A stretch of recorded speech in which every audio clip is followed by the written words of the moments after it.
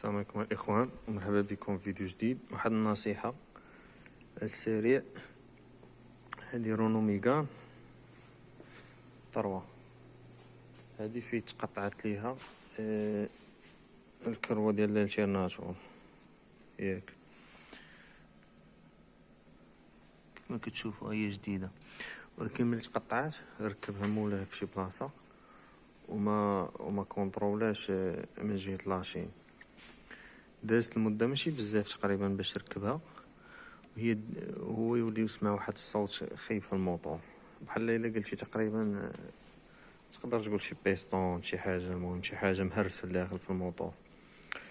ملي جينا كنكونطروليو هنا لقينا هاد الشي ديال ديك الكروه اللي كانت تقطعت كاين هنايا وديكالاها. الحمد لله دابا راه غير الديكالات قادين ليها الكراج والديماراج مزيان، ولكن في الاول كيف غادي تسمع داك الصوت غادي يسحب لك موطور مكولي ولا شي حاجه. المهم النصيحه ديال هنا هي ملي تقطع لك الكروه ديال الالتيرناتور ضروري تكونطرولي سميتو، ضروري تفك من جهه لاشين وتكونطرولي تشوف واش دخلت شي حاجه لعندها ولا لا.